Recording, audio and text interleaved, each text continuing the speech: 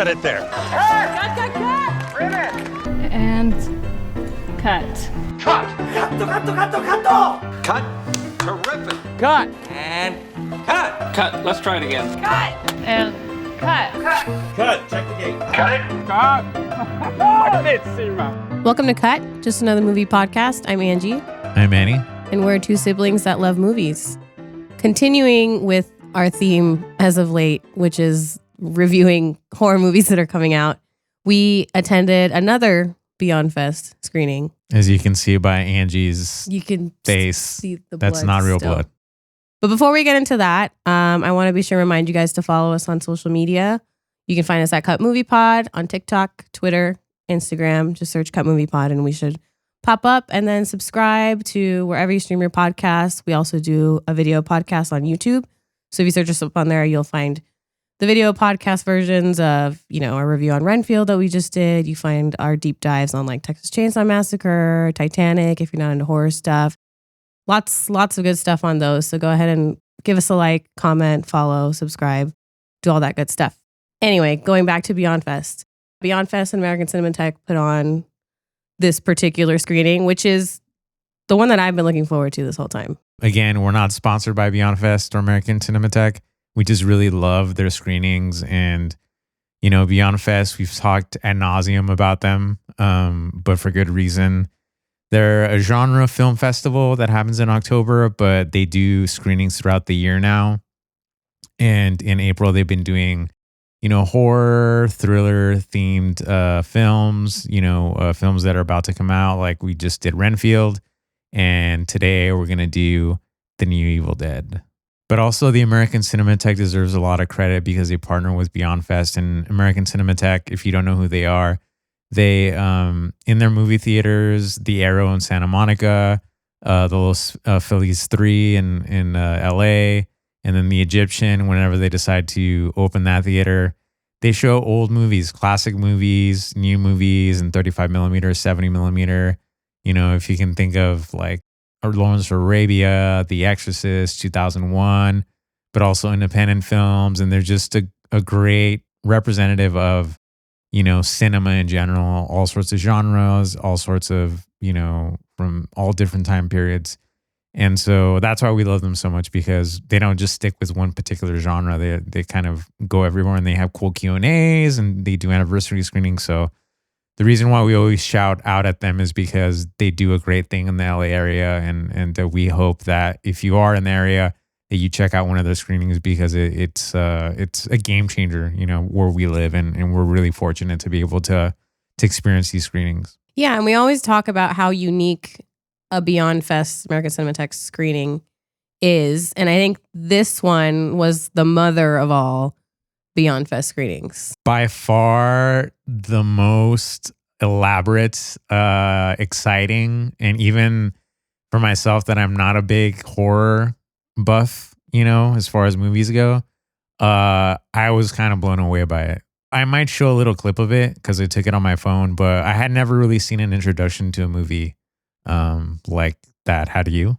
I had seen like some tidbits of it. Like I mentioned, when Warner Brothers did their like Horror Made Here, they did something similar with The Exorcist, but it wasn't the whole movie. It was just like a 5-minute kind of deal, but they had the same thing kind of happen. And what they did with Evil Dead Rise today is they had actors come up. They had like someone come up and read from the Necronomicon, and then they had like deadites scattered throughout the theater, so that like once you started reading the incantation, you had people like jumping up and like freaking out and like running into the aisle. And it was just like a really short, it wasn't even that long, but it just kind of really made you feel immersed in the whole experience that you were about to see. It was super cool. And then right as that bit finished, the movie started like right away, no trailers. And so you were like already immersed in the Evil Dead world before, you saw a frame of the film. Before that, they brought us all up like people who had dressed up. Angie was a star. She was in the top three of the best costumes of the night. I was just surprised that nobody dressed up. I was the only person dressed up as Mia. And I think that's because of the 2013 Evil Dead erasure, but whatever. In the IMDb rating that we talked about. Because before we saw the movie tonight, today's it's Tuesday now, technically. But on Sunday night, prepping for the new Evil Dead, we watched the 2013 Evil Dead. And we looked up IMDb ratings because we always do to see like, oh, what's the rating? And it's like a 6.9 or some shit like that. So the 2013 is my favorite Evil Dead. I will say before we even get into the review and we talk about anything Evil Dead, I like it more than the originals. But also I think it's because I saw the 2013 version before I saw the original. And if you've seen both of them, they're completely different tones. The original Sam Raimi Evil Dead is very campy and it's very funny and it's just, there is gore to it, but it's just like goofy kind of gore. And, you know, with I wouldn't even say it was like a sequel. It was like a reimagining, I guess, that they did in 2013. It was more serious and it was scary and it was gory and it was disgusting. Just seeing that before seeing the original one, it kind of was a weird kind of whiplash thing. I get why people love the originals. I haven't seen any of the originals. I haven't seen any of them. And so my first exposure was watching Evil Dead whenever we saw it at home, which Angie barely remembers that we even saw it. Oh, the 2013 version? Yeah. Yeah. The thing that got me with the 2013 version is that it is extremely gory and like in not a good way. So it's one of those movies for me that I watched. I don't even know why I watched it first time we watched it. I think we were just bored and you're like, hey, let's watch it because you really liked it. And I kind of wanted to see why you liked it. So to me, the question I have for you is like, why do you enjoy it so much? Like what's the thing that calls to you? I think what I like the most about the 2013 version is the Mia character. So Jane Levy's character, that's why I'm dressed up as Mia. I really like kind of her story throughout the movie, and she ends up being the final girl and she ends up kicking total ass in the end. But I think just the way the movie flows for me, it's really like almost like soothing the way that the story unfolds. And yeah, like you were saying, there's a lot of really gross, gory stuff, but I don't know. Like, I don't really mind it that much. Whereas maybe in a movie like Hostel or like, which is kind of like gore porn is what they call it, I would be like, I don't want to watch that. But Evil Dead, yeah, it's become one of my comfort movies where I just kind of put it on and I'm just like, la la la, I'm going to like clean the house or whatever. That's weird to me. Yeah. Because there's nothing comforting to me about Evil Dead. I just think it's badass. Like the way it looks, the way it's shot is just really, really cool. Yeah, it's shot the really well. The score is really cool. The music, sound in it is really good. The gore is too much for me. Like I understand the narrative about it's someone that's trying to break free of drug addiction and all that, but the gore just kind of supersedes all of that. And it's just not, and it's not like Renfield where it's like campy and just so over the top that it's funny. Like when I watch Evil Dead, it's serious. It's more real. More real. I think that's why I like it, is because. But it's still like like when she's sawing her arm off and like the ligaments and it's even sort of the small things like when the dude gets like stabbed in the eye and he like pull like, because it could kind of happen. Yeah. You know, I think that's the thing that kind of sticks with me and it's done well. Like I'm not saying that it's a bad movie because the gore is terrible. It's just, it's not my bag. Yeah. Basically. And well, I mean, normally it's not mine either. Like I don't really gravitate towards those kinds of movies. But I think the difference is that there's like a real story behind the Evil Dead, that like the 2013 version versus, you know, something like Hostel or something like Terrifier or something that's kind of just there to shock you with the gore. Like this one is there to shock you, but there's also like a story behind it. That being said, this new one, when I saw the trailer for it, I was happy to see that they had kept going with that tone of like serious. Seeing as I don't know the world as well as you do, I thought that there would be a connection with the 2013 Evil Dead. That's why I was like, we should rewatch it. But then you're like, no, it's probably just going to be like the Book of the Dead, and then it happens to other people, and which is what happens. But when I saw the trailer, like I told you, like I was like, nope, I'm not going to watch that, you know. But I did it because I was also curious about like where are they going to take it? Because it's been a decade. That's another thing that we talked about. Is like, why has it taken so long for them to make another, not a sequel, but, you know, an advancement to that world? And so that was another curiosity that I had. I was like, who, because it's a new director, it's a new cast. I was wondering what they were going to do with it. And I have to say that I like this version more than the 2013 Evil Dead. This new version, the meat of the story was a lot more powerful than the 2013 version. Not to downplay people's addictions, but it just seemed like that for me, the 2013 version, it was very just kind of like, oh, she's addicted, and then crazy shit happens, and let's do gory stuff, and then the end. Where this one was a little bit more complicated because there's a family dynamic, and it's also about, you know, motherhood and the potential of motherhood, and how families, you know, are complicated and can be terrorizing to each other. And so I like the layers, I guess, a lot more in this version than I did the 2013. Before we get any further into it, when we're talking about now, there's not going to be any spoilers right now. After our little spiel right now, we'll put in some sound, chainsaw if you're watching sound. this on YouTube, it's going to be definitely a chainsaw, because I mean, you can't have Evil Dead without a So chainsaw. we'll do that, but we'll give you a heads up anyway. And then once you hear the cue, we'll get into our spoilery, bloody review. But like you were saying about the dynamics of this story compared to the 2013 version, that's actually something I really appreciated about both, is that they both have like a bigger story to tell. Like you said, this one felt a little more fleshed out. 2013 version was just like what happens when you're an addict and how it affects everybody around you, basically. But this one, like you said, has a little bit more layers to it. But I appreciated that they kind of went with that still. I will say that I feel like this movie felt like a mashup between the 2013 version and the originals. In terms of the kind of balance that they do with like the more serious thematic elements versus some of the violence that was kind of goofy to me. And I'll go into details like in the spoiler part. And like, it was funny too. Like there was moments where people were laughing when people aren't dying, but like just like lines that people said and people were just like cracking up.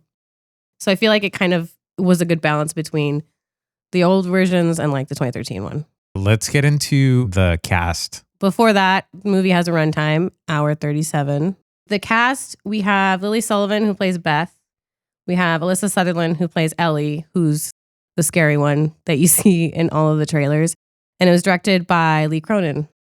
And then we have introduction of the younger girl, Cassie, she's played by Nell Fisher. She's really good. Great for everything that happens in the movie. Yeah. The fact that she was able to keep her cool and still do her job. Towards the end, I actress. was like, that girl's going to need years of therapy. Like, not the Really? actress, obviously, but like the character she plays. Right. But even then, I mean, for some of the things that the actress talked about, like what they went through, you know, and you think about that little girl was in there with them. It's still a lot for, you know, I wonder who her parents are that were just like, oh yeah, let me sign off my kid to do an Evil Dead movie. You already mentioned that you like this one more than the 2013 version. I think I might need to see it again, but I feel like I'm just so loyal to the 2013 version. But I don't know. I think I'm definitely going to watch it again. I want to see it like in Dolby or something loud, because I feel like it could have been louder. I thought it was pretty damn loud. The Arrow, which is where we saw it at, their sound system is pretty legit. And it's always, I feel like when you go to a regular theater like an AMC or Regal, whoever's running the theater doesn't care enough to really set the levels where they need to be. I know for a fact that the Arrow like really pays attention to that stuff. So to me, it was like, it was at the point where it was loud enough. If it would have been any louder, maybe you start hearing distortions with the speakers.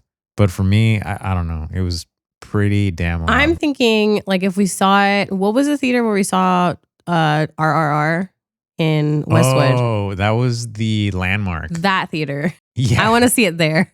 Well, I think they have a proper Atmos system. Yeah. That's why. I did really enjoy this version though. So me saying I prefer the 2013 version does not mean that I didn't like this one. What did you think of the location shift? I liked it, although I didn't really think I take it back. It did kind of matter to the story. I was gonna say I didn't really think it mattered, but there is a pretty big plot point that has to do with location specifically. So yeah, I mean, I thought it was fine. I really like the cabin because it's secluded, but I think maybe it was old hat and they changed it. Although there is a cabin part in the beginning, which I thought was kind of a cool little nod to be like, yeah, I know where we're coming from, but this is where we're going. Yes, I liked it for that very reason. I thought it was a great idea to switch it up and go somewhere different because I don't know, like Cabin in the Woods. Like there's so many horror movies that take place in the woods or a cabin or whatever, and the fact that it kind of psychs you out, like you said, where in the beginning you think it's in the woods, but if you watch the trailer, it's obviously in like an apartment. The surroundings are just different than your typical Evil Dead movie. Yeah, which the trailer did a really good job of kind of misdirection because, yeah, there was that thing where I was like, wait, we're in a cabin. Okay, got it. And then I was like, wait, we're in an apartment building because you see the little like fisheye door thing, door hole, whatever. But then we're in a cabin. And so I was like, what? I was like, do they start in a cabin and then come back to the apartment? Or like, Right. What's the deal? And then even some of the scenes in the trailer where you think it's one person, but it's like another person in the movie, which I'll also talk about later. Yeah, I thought they did a really good job with that in the trailer. What did you think of the gore? Oh, it was great. Like, it was what I was expecting. I feel like the gore was worse in the 2013 version. Yes. Right? Okay. I was going to ask him, be like, what do you think? And it took a while to ramp up. Yeah. Like it was slow. It was kind of a slow burn because I caught myself thinking like, when is it going to get really bad? Yeah. You know, and it does get there, but I would say that, yeah, the gore in the 2013 version is worse than this one, which again, me speaking is not a gore enthusiast. I appreciated it was enough to give you like squirms, and in the spoiler part, we'll really get into detail because there was one specific one where I could actually feel it. 2013 is more brutal, I feel. And I mean, I remember when we rewatched it, we were like, oh my God, here comes the part where like you even said like, that makes me uncomfortable. Yeah. Like, would you say any of the gore in this version made you uncomfortable? The cheese grater scene, which isn't a spoiler because it's in the trailer. But that I kind of knew was coming. Yeah. And I was just kind of like, you know, and I almost missed it because I kind of forgot during that whole sequence. And then I was like, oh, and then like I turned around just in time. What about the look of the movie? What did you feel about that? I liked the dark tone. It reminded me of the first Annabelle because they move into an apartment building, I think in LA too. And it kind of has these really muted like greens and like blues. And not to say that the movie's dark because it's not dark to where you can't see like a lot of movies and shows are. But I like that because it kind of makes you uncomfy. Like, you know, Right. It kind of like it's preparing you for what's about to happen. I like that there's contrast. I like that there's color, which I really appreciate of the 2013 version. Because going back and rewatching that, and that was shot digitally, that movie almost was like it was shot on film. Mhm. It's so contrasty. This one isn't as contrasty, but it still doesn't feel like it's like grayed out and like, you know, just like your Netflix shows and stuff that's shot now, there's just a lack of color. And here I mean, you could feel the reds, obviously, Yeah. because you had to have, you know, bold reds, and just overall the scenes in the apartment. There was a lot of in the shadows, dark enough, but not so dark that you can't see what you're looking at. And it was just enough. I thought it was a good balance of contrast and the look. And I just thought the production design was really well done too. You know, for them not going very far, you know, it's pretty much takes place in one Yeah, it's all setting localized for the most part. in the. I thought they used those spaces really well, and it has your classic Evil Dead shots that you've grown to love, and but with like a little bit of a twist, you know. So yeah, overall, I thought it was shot really well.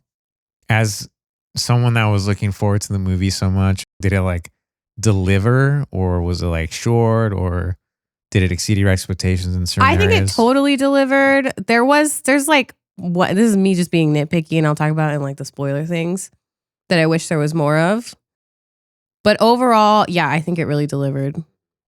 And it pretty much just met the expectations that I had for it. Like there wasn't really anything where I was like, oh, that was in the trailer, but I didn't see it in the movie, which happened with the 2013 version. But yeah, I thought it was great overall.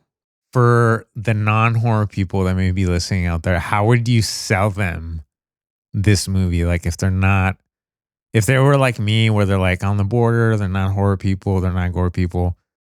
Just overall, how would you sell Evil Dead to them? I don't even know how I could, because I always forget that people don't just casually watch horror as much as I do, as much as you do now. Evil Dead is a hard sell for people that don't like horror movies, just because it's so visceral and it's so scary. And I think maybe this one is easier to sell than the 2013 version, just because they have those like funny moments. The gore you can kind of see coming, so you can like avert your eyes if you really need to. But honestly, I can't see people that aren't into horror enjoying this movie. Like, and I've met people who are like, no, I'm a big baby. Like, I'm not going to watch Megan or something. And you're just like, well, I can't help you then. Yeah, Megan is like a walk in the park compared to Evil Dead. So I definitely think you should come into this one with some horror experience under your belt, because I don't know. Or maybe it'll turn you into a horror fan if you've never seen anything like it too. And the other thing too is like, you don't need to know anything about Evil Dead to enjoy this movie. No, and like even, because that's kind of that's what I really enjoy about the ones after the originals is like, there are like the little Easter eggs you can catch.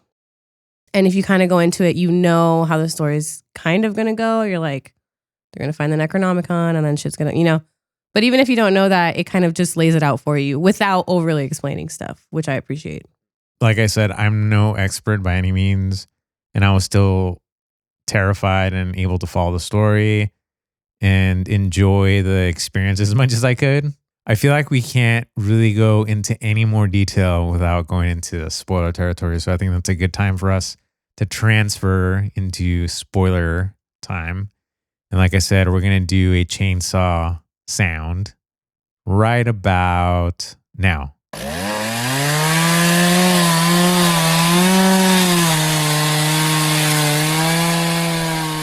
What did you think of the Necronomicon incantation reading kind of being two things this time? So in the original, we had the tape deck.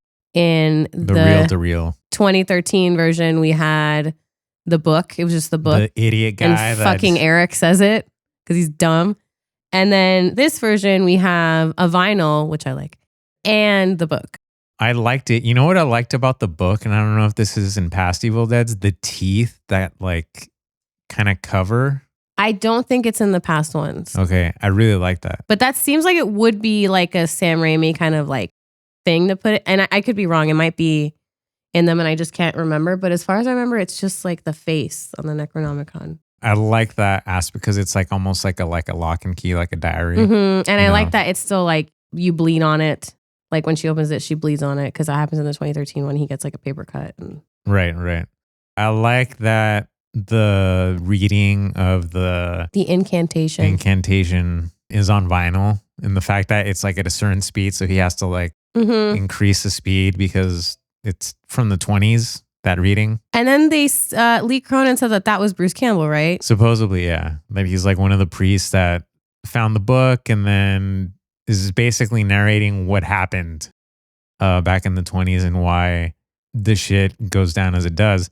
How did you feel how they used an earthquake to find it? Which in the I first like place? almost tripped up on myself earlier because I was going to say that the location didn't matter, but it absolutely does matter. Yeah. Earthquake happens in this apartment building. The parking garage kind of bottoms out, and it used to be an old bank. So they find like the vault. So it's surrounded by crosses that look like they're nails and little Saint Benedict coins, which Right. I actually have a Saint Benedict coin, and that's to ward off evil spirits and Is demons. that St. Benedict's role? Sure. But I got my coin at a screening of Annabelle. Yeah, one of the Annabelle screenings is when I got mine. And it's literally the exact same one that she finds, like that little round one. That's cool. What did you think of the Jesus jump scare? I've talked about this I think, on a podcast. I think so. Did we talk about? Probably. Was it Blair Witch? It was in one of the horror ones. One of the for horror sure. ones. But anyways, I have this memory, but I haven't been able to find it, the exact version, because I went to go see Dick Tracy in the theaters, and they showed the teaser for The Exorcist 3. And I have this vivid memory of Jesus being on the cross and his eyes are open, and then there's like a lightning bolt, and then his eyes close and then open again, like he's like still alive. And that imagery stayed with me and terrified me so much that our parents in their bedroom had a similar crucifix of Jesus all bloodied and stuff. And I was terrified that he was going to come to life. Hispanic crucifixes are nightmarish. Yeah. And They're also awful. just Latin, if you go to any kind of Latin American church, Catholic crucifixes. they're the worst. terrible as a kid.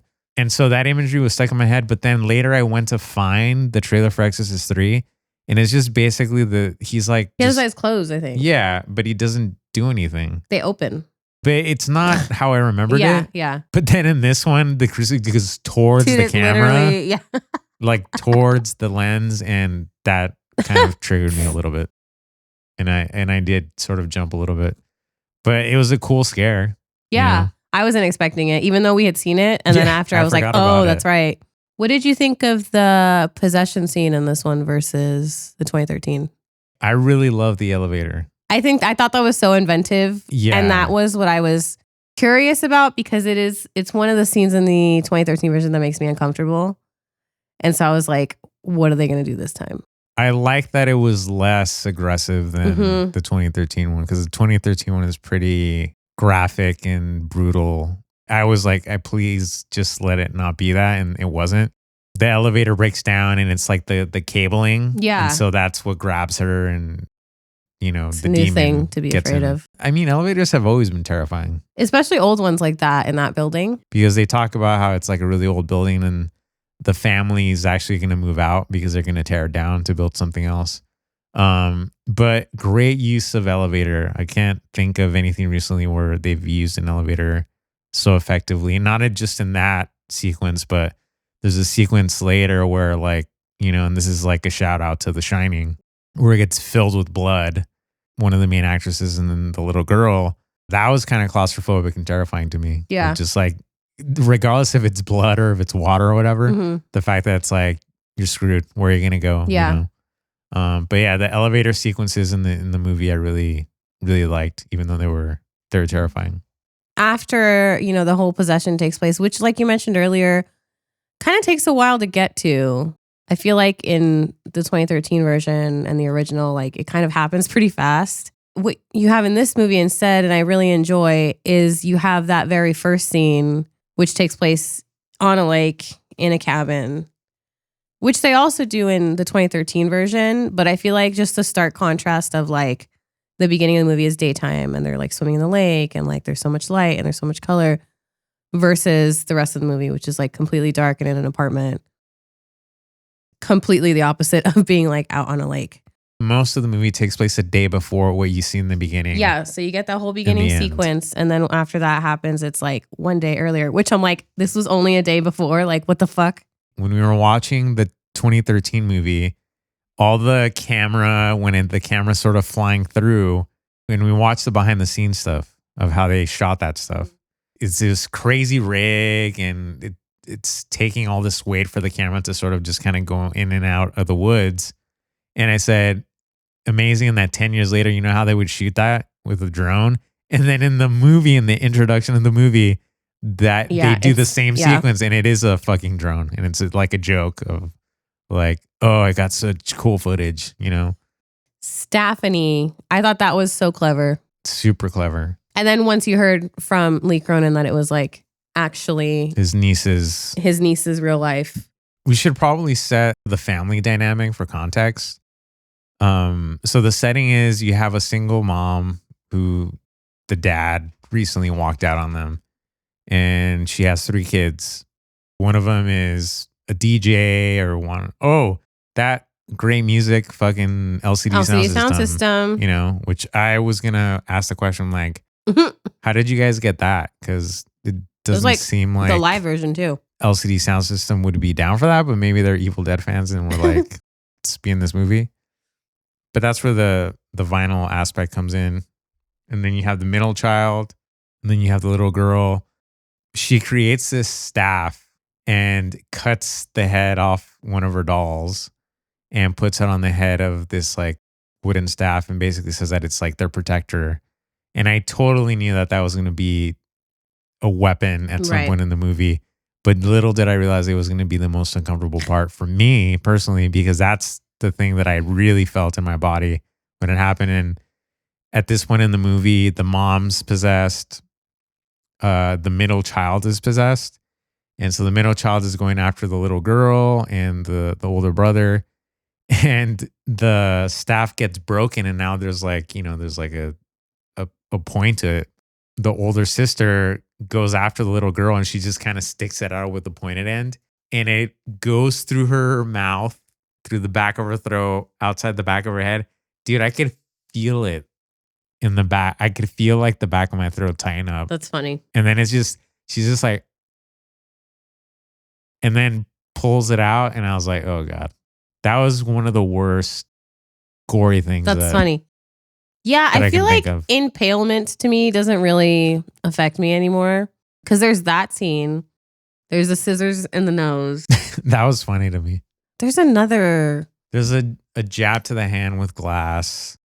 But also the tattoo to the face. Once you've seen like the 2013 needle pull. What did you think about that tattoo justified her getting possessed? Because that seemed like a small thing.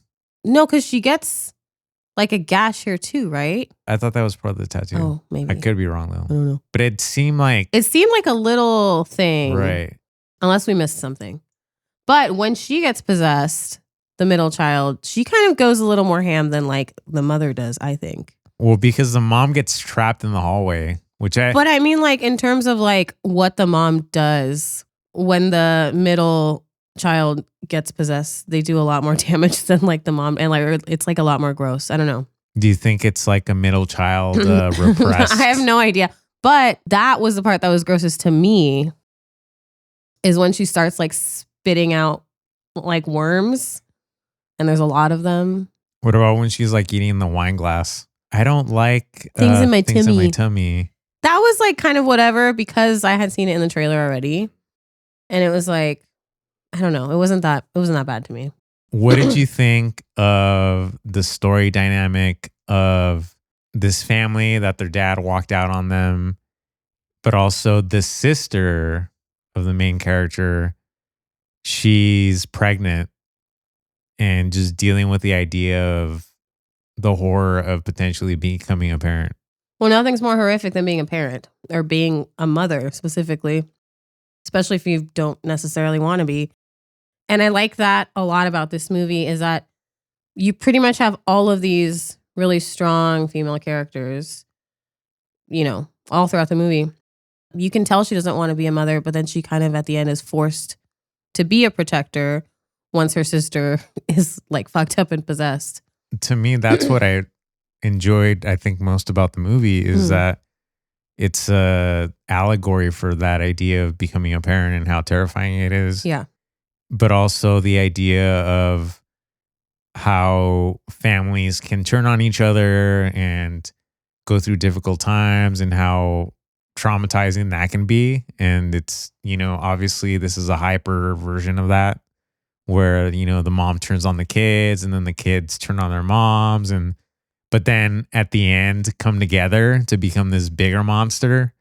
There's all sorts of references and that I loved. And I think that's the thing too that I liked more than the 2013 version, where it is about addiction, the 2013 version, but then it sort of, for me, just kind of ended there. And then just crazy shit happens to everyone. And Mia's like the kind of leader of it, and then has to come out of it, obviously, but at the cost of like her brother and her friends.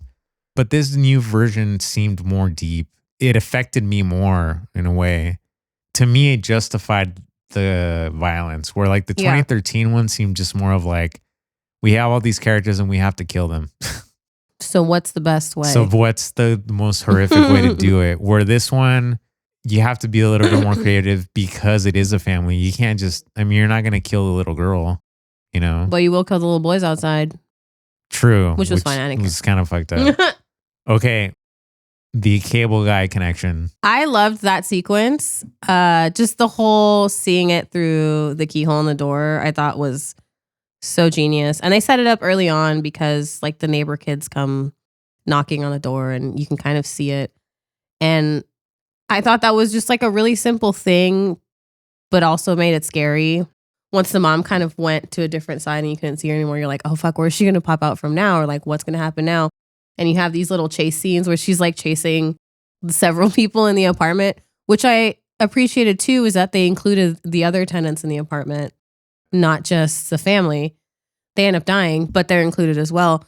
And like, yeah, you mentioned cable guy. There's a few scenes where the mom is just like super in like the little fisheye door thing and her eyes are glowing and she's all fucked up. And it just, if you haven't seen Cable Guy, there's a nightmare sequence where Jim Carrey also has like really green contacts in and he's doing like a similar kind of thing, which I should have asked Lee Cronin that. I should have been like, did you? The actress who played Oh, that's right. She said that she watched The Mask to get inspiration because of what a great time Jim Carrey had making that movie. And she was the one that suffered the least from the actors because she wasn't covered in blood and, you know, was the first to get possessed. So she's just kind of acting crazy. And just the smile on her face. Like, yeah, Alyssa Sutherland. Yeah, she mentioned that. And thinking back on it, in that whole sequence, there's just the part where she goes, open up now. And like she sounds like Ace Ventura when she says it. When she mentioned it, I thought it was so funny. Yeah. What did you think of the Marauder? Lee Cronin gave us the name because it's not like they say it in the movie. You're having two things happen at once, which is Beth and Cassie are in the elevator and it's filling up with blood. And this is when they've like demolished Ellie. Like she's missing both her legs and her arm. But the other deadites, so like the other daughters, the other tenants of the apartments, they're kind of like rising. And they start like making some like this homunculus super demon thing combining with all their body parts. And so you have like the shots of them like fleshing together. And what I really liked about it is that you don't really see the marauder or the creature that they're making until like the very end of that whole sequence, which I really appreciated because I'm a fan of like not seeing the whole thing because it makes it scarier. And there's a shot where they capture Cassie and put her in the back of that like chipper thing. And all you see is like all of the arms and like the glowing eyes. And I thought that was a really cool shot. I really like the design of it. I'm a sucker for monster designs. Like one of my favorite ones is the monster that's in The Ritual, which if you haven't seen it, that's a really good monster design. And so I'm really a big fan of inventive monster designs, especially when there's like limbs and hands and it's just really gross things. At that point in the parking garage, the only people that are left are Beth and Cassie. So there's like this back and forth between this new being of all these bodies and them. And that's when I thought that there was going to be this big like grotesque, like where it just like shows up out of nowhere. But you really don't see it. And even like when, you know, Beth finally gets control of the situation and then there's the chainsaw and she does her thing, you really just see kind of the front of it. Yeah. You know? It's kind of sad too that everyone dies, like the whole family dies, you know? And you can look at it different ways, like, you know, that you have to like let go of people and that's the moral of the story and all that. But they were such good people. Or at least they seemed shit happens, like guess. good people, you know? Where in the 2013 version, I was just like... Yeah, you didn't really get to care for them. No. There was no time, really. And that's a big difference between that version and this version is that you got to care for them a lot more. And it didn't even take that much time to build them up to where you really care for them. The end has all the blood that you want and very Evil Dead. And it got a great crowd reaction from everyone in the theater. What did you think of that climax, that ending? I love a blood-soaked finale. I thought the chainsaw was a really good kind of nod to the previous movies. And yeah, the final showdown is something that I was really interested to see how they were going to do it with this movie. Because I knew there was like that big elevator scene with the blood. And there was like a shot of her in the trailer with a chainsaw. And I was just like, what is she doing? So I thought the wood chipper was a good addition to that. It made It's it a like natural progression. Yeah. What did you think of the chainsaw to the top of the head? That was cool. I would say the 2013 one is a lot more grotesque. The one thing that I will say that is grotesque is like the connection between the wood chipper and like her head. Yeah. When that tears, it was like, Yeah. Yeah. The 2013 one is a lot worse Yeah. because she just splits. Literally straight down the middle. Line deliveries, 2013 versus 2013 is going to be better. Yeah. I think Feast on This Motherfucker was better than, what did you say? I don't even remember. It was like 2 words. It's like, get this. Or like something like that. Yeah. It just wasn't that memorable. It wasn't that. But there was that one memorable line that at the end when they did the Q&A that they had her. Mommy's with the maggots now. Mommy's with the maggots now. Yeah, I thought that was pretty good.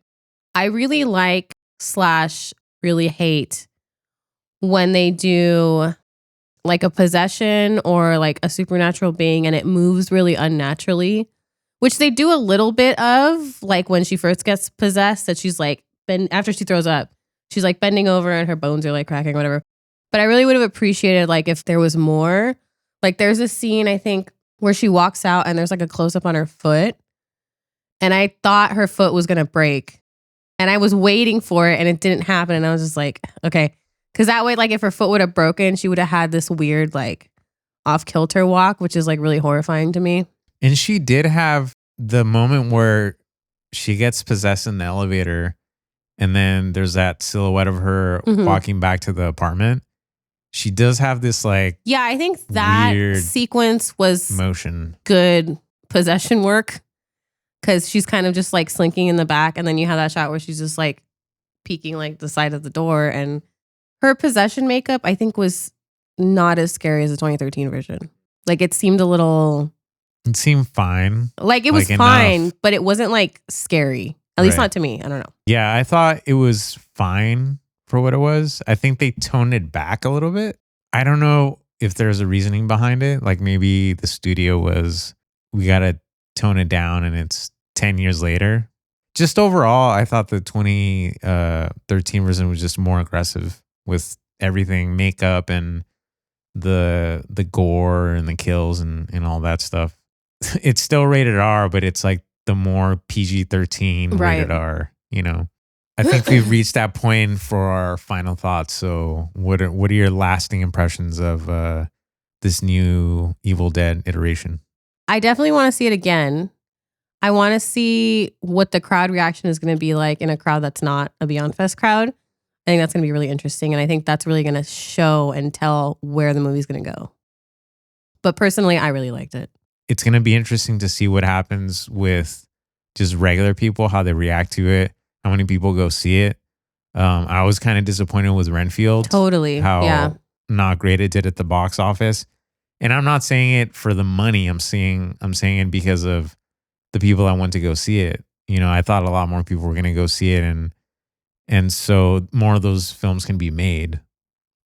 And so it'll be interesting to see how many people go see this new Evil Dead, because again, 10 years have gone by and that's a long time, you know? So I'm assuming that because it is Warner Brothers and it's their IP, they want to make more of these things. But if no one goes and sees it, it might be another, 10 years. Do you remember how well the 2013 version did? Earlier, I was wondering like what the reception for it was. I know when I saw it, it was a midnight screening and it was sold. I don't know if it was sold out, but it was pretty packed when I saw it. So the budget for the 2013 Evil Dead was $17 million. Opening weekend made $25 million. Overall gross was $54 million. Worldwide gross $97 million. So I mean, worldwide almost made $100 million, which is not the worst thing. I mean, it made its money back. So. Yeah. But also it's like a rated R movie, and rated R movies like struggle. So that's why I'm curious to see what's going to happen